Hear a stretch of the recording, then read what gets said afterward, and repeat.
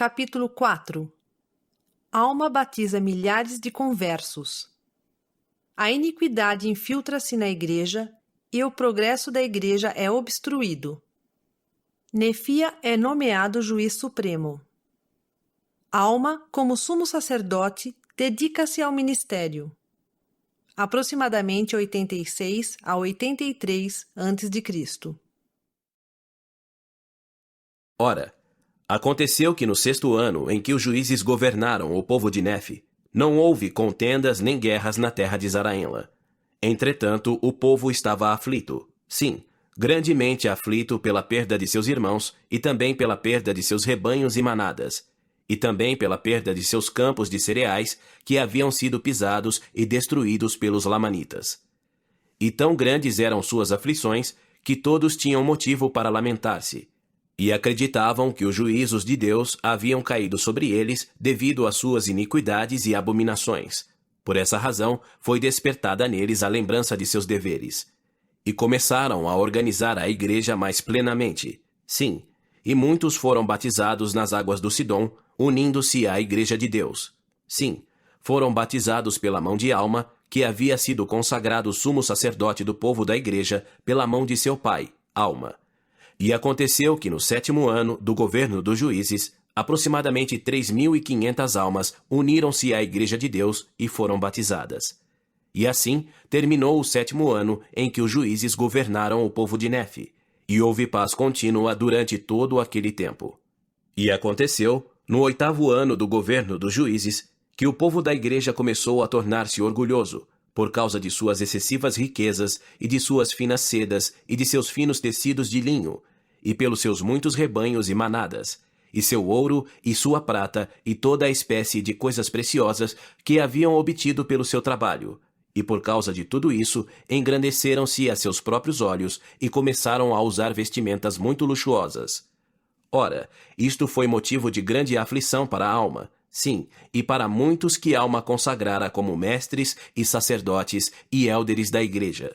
Sim, muitos deles ficaram grandemente contristados com a iniquidade que começara a haver entre seu povo, porque viram e observaram com grande tristeza que o povo da igreja começava a engrandecer-se no orgulho de seus olhos e a voltar o coração para as riquezas e para as coisas vãs do mundo, que eles começavam a desdenhar uns dos outros e a perseguir os que não acreditavam segundo sua própria vontade e prazer.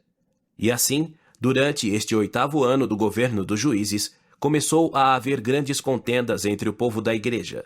Sim, havia inveja e disputas e malícia, e perseguições e orgulho, excedendo até o orgulho daqueles que não pertenciam à igreja de Deus. E assim terminou o 8º ano do governo dos juízes. E a iniquidade na igreja era uma grande pedra de tropeço para aqueles que a ela não pertenciam. E assim, o progresso da igreja começou a diminuir. E aconteceu que no começo do 9º ano, Alma viu a iniquidade na igreja e viu também que o exemplo da igreja principiava a levar os incrédulos de uma iniquidade à outra, causando assim a destruição do povo. Sim, viu grande desigualdade entre eles, alguns se enchendo de orgulho, desprezando os outros, virando as costas aos necessitados e aos nus e aos famintos e aos sedentos e aos doentes e aflitos. Ora, isso era um grande motivo de lamentação para o povo, enquanto outros se humilhavam, socorrendo os que tinham necessidade de seu socorro, repartindo seus recursos com os pobres e necessitados, alimentando os famintos e sofrendo toda a espécie de aflições por amor a Cristo que haveria de vir, segundo o espírito de profecia. Aguardando ansiosamente aquele dia, conservando assim a remissão de seus pecados, estando cheios de grande alegria por causa da ressurreição dos mortos, de acordo com a vontade e poder e libertação de Jesus Cristo das ligaduras da morte. E então aconteceu que Alma, tendo visto as aflições dos humildes seguidores de Deus e as perseguições que lhes eram infligidas pelo resto de seu povo, e vendo toda a sua desigualdade, começou a ficar muito triste, mas o Espírito do Senhor não o abandonou. E ele escolheu um homem sábio entre os élderes da igreja e deu-lhe poder, de acordo com a voz do povo, para que pudesse, segundo as leis que haviam sido dadas, decretar leis e fazê-las executar conforme a iniquidade e os crimes do povo. Ora, o nome desse homem era Nefia. e ele foi nomeado juiz supremo e ocupou a cadeira de juiz para julgar e governar o povo.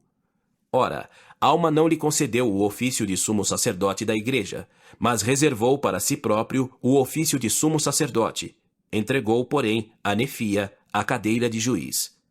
E assim fez para que ele mesmo pudesse pregar ao povo, ou seja, ao povo de Nefe, a palavra de Deus, a fim de que eles se lembrassem de seus deveres, e para poder, pela palavra de Deus, abater todo o orgulho e as artimanhas e todas as contendas que existiam entre seu povo, não vendo outro modo de reformá-los, a não ser pela força de um grande testemunho contra eles.